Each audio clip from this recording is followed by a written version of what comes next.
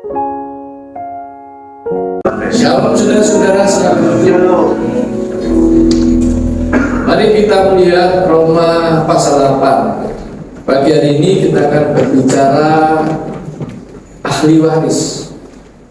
Saudara, kalau kita ini anak lalu dikasih orang tua ahli waris rumah, lumayan juga ya. Maka kita tidak perlu cari rumah lagi. Tapi kalau orang tua kita nggak beli ahli waris rumah, nggak beli rumah, kita masih nyicil rumah. Cari rumah, nyicil rumah, dan uang kita habis untuk cicilan itu. Tapi kita orang-orang percaya pada pagi hari ini, kita melihat bagaimana Allah menempatkan kita sebagai ahli waris Dia. Bagaimana menjadi orang Kristen, sebetulnya apa kelebihan kita kalau kita ini adalah ahli waris Kristus? Kalau tidak ada kelebihannya untuk apa? Daripada ini, mari kita lihat Roma pasal 8. Seorang yang diberkati Tuhan, seorang yang menjadi ahli waris, seorang yang ditinggikan, seorang yang bahkan dimuliakan bersama-sama dengan Kristus. Ini luar biasa, saudara. Kita lihat Roma pasal 8. Saya mulai ayat yang ke-13. Nanti konsentrasi saya 4 sampai 16, 4 sampai 17. Ini topiknya adalah perjuangan Roma pasal 8. Saya salah. Topiknya adalah pengharapan anak-anak Allah. Kalau kita melihat ini,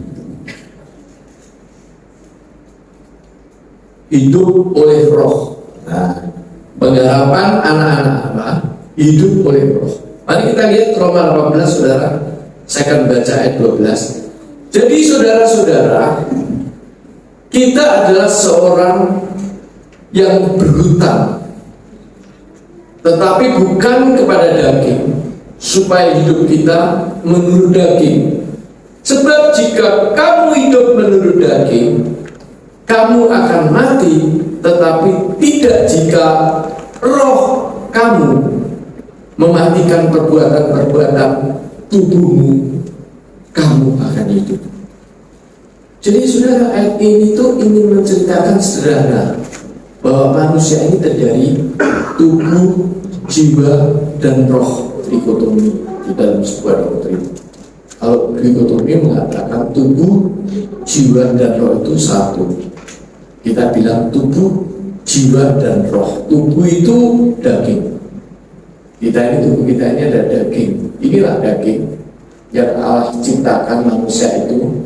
Lalu dengan nefas Allah, maka punya kehidupan, yaitu jiwa itu tadi. Jadi kita ini daging yang dihidupi, dinefaskan oleh Allah. Jadi kita ini hidup. Tetapi Allah masih memberi satu elemen dalam diri kita, adalah roh. Kalau orang itu tidak terima Yesus sebagai juru selamat, rohnya mati. Tapi ketika dia terima Yesus sebagai juru selamat, rohnya hidup. Karena kalau kita melihat Allah itu adalah roh. Karena Allah adalah roh, kita adalah serupa dengan gambar Allah. Kita adalah roh. Allah adalah roh, kita adalah roh. Yang diperhitungkan oleh Allah di dalam kehidupan ini adalah roh kita yang hidup. Karena itu, kalau kita berdoa, maka berdoa dalam roh. Kita doa dalam roh, berdoa kepada roh Allah. Roh dengan roh ini berkomunikasi. Ini kekuatan yang paling hebat. Karena kita adalah roh, kita adalah hidup. Karena hidup itu hidup bukan karena tubuh dan jiwa hidup seperti manusia layaknya, tapi kita hidup orang-orang percaya yang di dalam diri kita adalah roh dan hidup. Ini perbedaan kita dengan orang lain. Roh inilah akan yang membawa kita untuk abadi ke surga. Tuhan datang atau sebelum Tuhan datang atau sebentar atau kapan kita akan meninggal, tubuh dan jiwa itu selesai. kembali menjadi kedua. Tapi roh kita ada bersama dengan Kristus juga.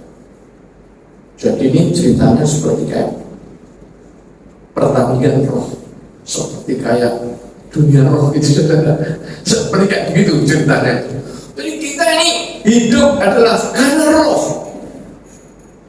Karena itu teks ini dikatakan ayat 1 ayat 12-13, kalau kamu hidup dalam dagingmu, tubuhmu. Kok saya ini, kalau saudara turun dari bandara Korea, itu di depan itu ada tempat outlet kecil atau ada outlet besar, itu menawar untuk operasi plastik. Operasi plastik banyak sekali. Pertama kali saya datang ke Korea itu, saya guyonan sama teman saya sebelum berangkat, kamu operasi, berapa di sini Pak? Murah buat plastik sendiri aja, plastik resep atau plastik apa, murah di sana. Ternyata saudara mereka siapkan buat operasi untuk tawaran. Pantesan di sana itu merupakan negara yang sangat terkenal untuk urusan operasi-operasi begini. Pernah cerita satu hari ada wanita yang sangat cantik, lalu pemuda ini jatuh cinta dan mereka berkeluarga.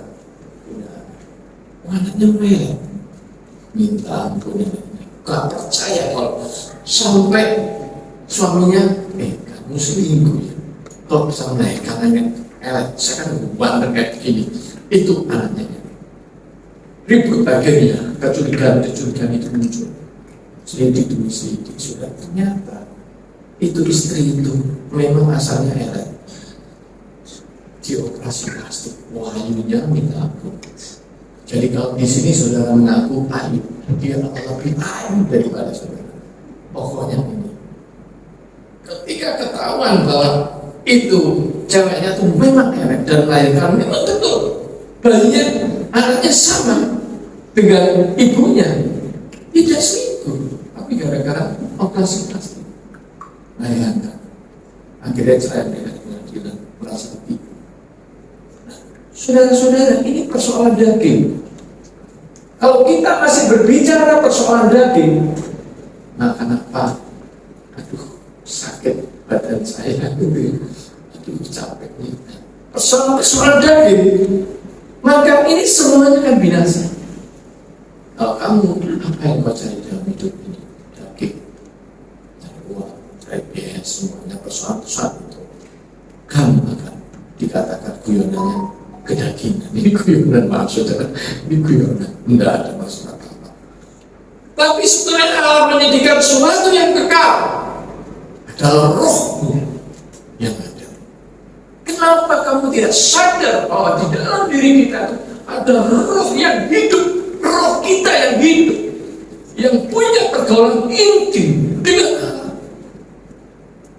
Karena itu hidupkan roh.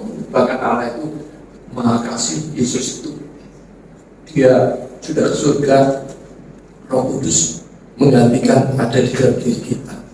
Jadi sebetulnya di dalam diri kita ini tubuh ini saudara, bahasa Surabaya penuh, ada roh, ada Roh Kudus. Tapi bukan roh dan Roh Kudus itu tidak seperti barang yang besar ini masuk itu tubuh kita, tidak begitu. Space kita itu tidak bisa, tidak ada seperti itu, tapi penuh. Jadi ada roh kita dan ada Roh Kudus. Roh Kudus inilah yang berbicara di dalam diri kita dengan roh kita itu. Kalau kita mendengarkannya, kalau kita menurutinya, dikatakan kamu akan hidup. Jadi saudara, periode ini adalah kita bicara sesuatu yang agak sulit. Memang agak sulit. Saya mendapat tugas ya, bukan ide saya, tapi ini tema gereja agak sulit. Tetapi kita akan berbicara masalah. Mari kita lihat ayat 14. Semua orang yang dipimpin Roh Allah, saya jalan dulu, adalah anak Allah. Sebab kamu tidak menerima roh perbudakan yang membuat kamu menjadi takut lagi, tetapi kamu telah menerima roh yang menjadikan kamu anak Allah. oleh Roh itu kita berseru, ya Aba, ya Bapa. Lanjut, Roh itu bersaksi bersama-sama dengan roh kita bahwa kita adalah anak-anak Allah. Saya berbicara di sini. Topik pertama kita bicara tentang roh. Saudara, di dalam bahasa Yunani teks ini dikatakan ketika dia bilang roh Allah, dia menggunakan teks namanya pneumateo. Pneumati, akar katanya pneumateo itu adalah karakter Allah. Sebetulnya pertanyaannya sama dengan Kejadian pasal 1 ayat 2. Kejadian 1 ayat 1, pada mulanya Allah menciptakan langit dan bumi. Bersih bara Elohim. Elohim itu Allah, bara menciptakan. Pada mulanya siapa yang menciptakan? Elohim. Ayat yang kedua mengatakan siapa Elohim? Roh Allah. Jadi Kejadian 1 ayat 2 dikatakan siapa Elohim itu adalah roh Allah, Spirit of God, ruh Elohim, roh Allah. Jadi pertanyaannya masuk pasal ayat 3, siapa sebetulnya Allah? Adalah roh Allah, ruh Elohim. Dia kata bahasanya, ruh itu kata benda, Allah itu kata benda. Ruah kata benda ditambah kata benda, berarti kata benda yang kedua menerangkan kata benda yang pertama. Maka kalau roh Allah yang subjeknya apa yang utama? Roh, bukan Allah. Pertanyaannya, rohnya siapa? Rohnya Allah. Berarti Allah yang menciptakan itu adalah roh. Lalu Yohanes 1 pada mulanya berfirman. Firman, logos. Logos itu teos, Allah. Mereka menjadi satu. Firman adalah logos firman menjadi satu. Jadi sebetulnya di dalam Kejadian 1 dan Yohanes 1 itu menempatkan diri siapa yang menciptakan adalah roh di dalam Kejadian 1. Di dalam Yohanes 1 firman itu gambaran dari roh. Jadi sebetulnya saudara melihat Alkitab kita ini, siapa yang bekerja di dunia ini, seluruh Alkitab ini adalah roh, bukan Allah, tapi roh. Rohnya siapa? Rohnya Allah. Oke. Dengan teks ini, maka ayat yang ke-14 dikatakan semua orang yang dipimpin oleh pneumateo, roh Allah. Berarti roh ya, depannya roh. Roh Allah. Berarti bicara apa? Roh, bukan bicara Allah. Oke. Jadi di sini saudara, ini pertandingan yang hebat dalam hidup kita. Kita punya roh, Allah adalah roh. Kenapa kita nggak join dengan dia? Istilah teks ini ada join. Di dalam bahasa Yunani ada satu kata di perikop ini, join. Kenapa dia nggak join? Roh Allah dan roh manusia. Kok kamu nggak mau join? Malah yang konyolnya roh itu mati karena dia nggak terima Yesus sebagai selamat. Ketika orang itu terima Yesus sebagai selamat, roh kita hidup. Roh Allah, join. Ini namanya kekuatan roh. Ini power of spiritual power, kekuatan. Kalau kamu hidup di dalam roh, aku adalah kamu adalah aku, hidup di dalam roh, maka saudara, power kita full. Kita boleh dirusak tubuh kita oleh orang lain, dianiaya. Boleh kita, maaf saudara, sakit, tapi my spirit is full proses dan kondisi seperti ini. Kalau rohmu full saudara, nanti akan dibuktikan di sini luar biasa. Ibarat kayak ini enggak ya, ini cuma bayangan aja. Ibarat kalau orang hebat itu sudah diserang, ditembak, mempan itu pelurunya mantul sendiri di pedang, gak bisa. Ibarat kayak gitu, tapi bukan begitu. Karena di dalam roh ini ada spirit Kristus, spirit Allah yang melingkupi tubuh kita. Jadi kekuatan daging apapun, bahkan kekuatan roh jahat, dunia ini ada 4 jenis roh nantinya. Kekuatan roh, maka roh jahat itu tidak bisa tembus kita. Bukankah Alkitab mengatakan roh kita yang hidup itu menaklukkan roh jahat? Maka dikatakan kita akan powerful. Engkau anak muda, teman-teman usia senja bersama saya senja. Nanti sebentar lagi matahari pergi, kita pergi, ini bergerak. Nah, saudara-saudara, tapi kalau di dalam diri kita ada kekuatan rohnya yang hidup, maka dikatakan inilah engkau orang yang powerful. Ini maksud ayat ini. Sehingga di dalam ayat 14 sampai 16 itu muncul kata roh ada sekitar 3 kali. Pertama menggunakan pneuma, teu, roh Allah. Tapi berikutnya mengatakan pneuma saja. Pneuma itu roh, tidak menyebut kata Allah. Pneuma 2 kali muncul. Yang ketiga ayat 16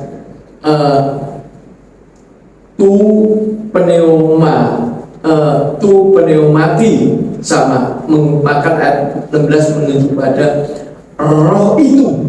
Dikatakan roh itu ayat yang 16, roh itu bersaksi bersama-sama dengan roh kita. Saya masih bicara soal roh Allah. Roh itu berarti menunjuk jelas rohnya siapa, yaitu Allah sendiri. Sehingga di dalam adegan ayat 14 sampai 16 ini ada 2 roh. Satu adalah roh Allah dan satu lagi adalah roh kita. Oke, ayat 16 itu adalah roh kita. Saya baca.